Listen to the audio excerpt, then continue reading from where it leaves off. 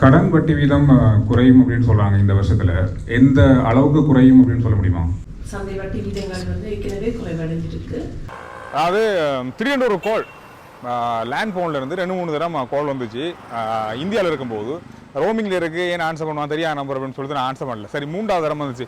சரி லேண்ட் ஃபோனில் தானே வருது, பரவாயில்ல, ஏதோ வித்தியாசமான நம்பராக இருக்குது, ஆன்சர் பண்ணணும்னு நினச்சி ஆன்சர் பண்ணேன். சென்ட்ரல் பேங்க்லேருந்து பேசுகிறோம் நாங்கள். ஆத்தாடி டேக்ஸ் கட்டணுமோ டேக்ஸை பற்றி வர பேசியிருக்கேன், சென்ட்ரல் பேங்கை பற்றி போட்டு நிறைய பேசியிருக்கேன். வர ஏதாவது இப்படியா பேசிட்டோமா இந்த மாதிரி அவங்க பதில் சொல்கிறதுக்கு முதல்ல நமக்கு தலைக்குள்ள ஓடிக்கொண்டிருந்தது. ஒரு ப்ரெஸ் மீட்டிங் இருக்குது, வாங்க 7ஆம் தேதி 10 மணிக்குன்னு சொன்னாங்க.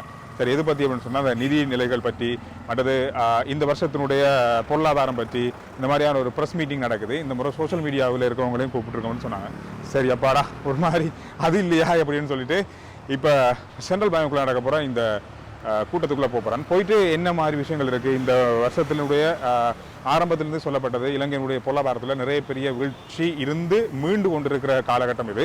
எனவே இந்த காலகட்டத்துக்குள்ளே நிறைய விஷயங்கள், முன்னேற்றகரமான நிறைய விஷயங்கள், இலங்கையினுடைய நிறைய பொருளாதாரத்தினுடைய வீழ்ச்சியிலிருந்து மிகப்பெரிய அளவிலான மீண்டு கொண்டிருக்கிற பல விஷயங்கள் பார்க்க கிடைச்சது. நான் நம்ம வீடியோலையும் சொல்லியிருக்கேன். ஸோ அந்த மாதிரி நிறைய விஷயங்கள் நம்ம கேட்க போகிறோம். முடிஞ்சால் இந்த வட்டி வீதம் சம்பந்தமான ஒரு கேள்வி நான் கேட்கலான்னு நினைக்கிறேன். என்னென்ன கேள்விகள் கேட்குறாங்க, என்னென்ன விஷயங்கள் சொல்கிறாங்க.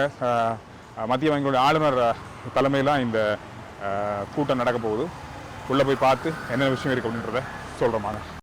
ஒரு பாஸ் வந்திருக்காங்க. அந்த தெரிகிற மணிக்கூடு கோபுரம் இருக்குது தானே, இந்த மணிக்கூடு கோபுரம் தான் இலங்கையிலேயே முதலாக கட்டப்பட்ட மணிக்கூடு கோபுரம்னு சொல்கிறாங்க. மிக பழமையானது, அந்த காலத்திலே கட்டப்பட்டது. அதுக்கு பிறகு தான் மணிக்கூட்டு கோபுரங்கள் வந்து அதிகமாக இலங்கையில் கட்டப்பட்டது. அந்த அளவுக்கு பழமையான ஒரு மணிக்கூட்டு கோபுரம். இன்னும் பார்க்குறதுக்கு எவ்வளோ கம்பீரமாக அழகாக இருக்குன்னு பாருங்கள். கடந்த காலங்களில் நான் அவதானித்த ஒரு விஷயம், முதலெல்லாம் இந்த மாதிரியான ஊடக சந்திப்புகளுக்கு மீடியாக்கள் ஊடகங்களை மட்டும்தான் அழைப்பாங்க. இப்போ சமூக வலைத்தளங்கள் மூலமாக மக்களுக்கு தகவல்களை கொண்டு போகிறவங்க, சமூக வலைத்தளத்தில் இருக்கிறவங்க, அவங்களையும் கூட அழைக்கிறத பார்க்கக்கூடியதாக இருந்தது. முதல் தடவையாக நான் நிறைய அழைப்புகள் வந்தாலும் இந்த நேரம், அதாவது சென்ட்ரல் பேங்க் அழைப்பு வந்து வரணும் அப்படின்றதுக்கு காரணம் தான் நம்ம அதை பற்றி நிறைய பேசியிருக்கோம். இந்த டாலர் உயர்வு, பொருளாதார சிக்கல், இந்த மாதிரி பல விஷயங்கள் நாங்கள் பேசியிருக்கோம். அந்த வகையில் இங்கே வரும்போது தகவல்கள் நமக்கு ஏற்ற மாதிரியான விஷயங்கள் கிடைக்கும், நம்ம வீடியோ பார்க்குறவங்களுக்கான தகவல்களாக இருக்கும் அப்படின்றதுக்காக தான் வந்திருக்கேன். பொதுவாக இங்கே பேசப்பட்ட விஷயம் இலங்கையினுடைய இந்த வருட பொருளாதார மீழ்ச்சி அப்படின்றது மிகப்பெரிய அளவில் பார்க்கப்படுது.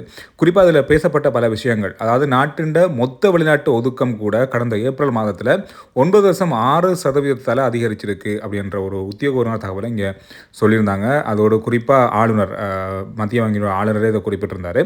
அந்த வகையில் வந்து நாட்டினுடைய வெளிநாட்டு ஒதுக்கம் இப்போ, அதாவது கடந்த ஏப்ரல் மாதத்தில் 5.43 பில்லியன் அமெரிக்க டாலர்கள் அப்படின்னு சொல்லப்பட்டது. அதாவது ஒரு காலத்தில் எவ்வளவு இருக்குது அப்படின்றே தெரியாது, இருக்குண்டா அந்தளவுக்கு மிக குறைவான அளவில் இருந்தது. கடந்த 2 வருஷத்துக்கு முதல்ல மத்திய வங்கியினுடைய கையிருப்பில் எவ்வளோ டாலர் இருக்குன்னு கூட தெரியாது, எவ்வளோ கடன் நமக்கு இருக்குது, எவ்வளோ கடனை செலுத்தணும் அப்படின்றது கூட தெரியாத அளவில், அதாவது சொல்கிற அளவுக்கு யாருக்குமே அந்த தகவல் தெரியாத அளவில் இருந்தது. இந்த சந்திப்பில் வந்து எல்லாமே சரியாக குறிப்பிட்டு ஒட்டுமொத்தம் இவ்வளவுதான் இருக்குது, இவ்வளவுதான் இருந்திருக்கு, இவ்வளவுதான் பதிவாயிருக்கு அப்படின்ற கணக்குகள் முழுமை சொல்லப்பட்டது. அதோடு மட்டுமில்லாமல் நீடித்து நிலைத்திருக்கும் உறுதிப்பாடு என்ற தொனிப்பொருளில் இலங்கை மத்திய வங்கியினால் இந்த சந்திப்பு ஏற்பாடு செய்யப்பட்டிருந்தது. அது ஒரு முக்கியமான விஷயமா இருந்தது. அதேபோல் கடந்த மார்ச் மாதத்தில் இலங்கையினுடைய மொத்த வெளிநாட்டு ஒதுக்கு வந்து 4.96 பில்லியன் அமெரிக்க டாலர்களாக பதிவாகியிருக்கு.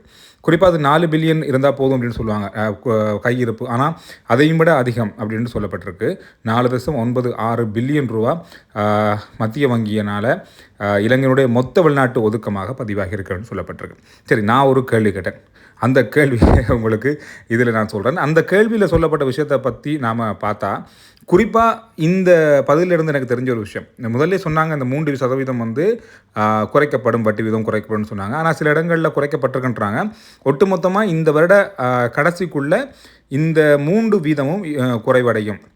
கிட்டத்தட்ட ஒரு பெரிய ஒரு தொகை குறைவடையும். உண்மையை சொல்லப்போனால் லோன் எடுக்கிறவங்க, கடன் லோன் 2-3 எடுக்கிறவங்களுக்கு இந்த வருஷம் ஒரு சரியான நல்ல வருஷமாக இருக்கும். கடன் வட்டி வீதம் குறையும் அப்படின்னு சொல்கிறாங்க இந்த வருஷத்தில். எந்த அளவுக்கு குறையும் அப்படின்னு சொல்ல முடியுமா? பிரசன்டேஷனில் நாங்கள் ஏற்கனவே சொன்னது போல முக்கியமான சந்தை வட்டி வீதங்கள் வந்து ஏற்கனவே குறைவடைஞ்சிருக்கு. ஆனால் இன்னும் அந்த குறைவு காணாமல் இருக்கிறபடியாக இந்த ஆகஸ்ட் மாதத்தில் ஒரு நிர்வாக வழிமுறை ஒன்று மத்திய வங்கியால் அறிமுகப்படுத்தப்பட்டது. அதால் டிசம்பர் மாதத்துக்கு இடையில் இந்த வட்டி வீதங்களை மேலும் ஒரு 3% சந்தை வட்டி வீதங்களை கடன் வழங்கல் வீதங்களை 3% குறைக்கணும்னு சொல்லி அந்த குறைப்பு வந்து ஏற்கனவே அடையப்பட்டிருக்கிறது. ஆனாலும் அதுக்கு பிறகு நாங்கள் செய்த ஒரு 3% ஒரு கொள்கை வட்டி வீதத்தில் ஒரு குறைவு வாங்கிட்டு அது இன்னமும் ஏனைய சந்தை வட்டி வீதங்களை குறைகிறதுக்கு சாத்தியங்கள் இருக்குது. இந்த மாதிரி பல விஷயங்கள். அது மட்டும் இல்லாமல் இலங்கையினுடைய இந்த 2 வருஷம் இந்த வருஷத்துக்கான இந்த பொருளாதாரத்தின் மீழ்ச்சி எவ்வாறு இலங்கையினுடைய பொருளாதாரம் போய்கொண்டிருக்கு, என்ன மாதிரியான கட்டமைப்புகள் அமைக்கப்பட்டிருக்கின்ற அத்தனை தகவல்களும் வந்து இணையதளத்தில் முதல் முறையாக 3 மொழிகள்லையும் பதிவேற்றம் செஞ்சுருக்காங்க. நீங்கள் வந்து அதை டவுன்லோட் பண்ணி பார்க்கலாம். மத்திய வங்கியினுடைய இணையதளத்துக்கு போனீங்கன்னா அது இருக்கும்.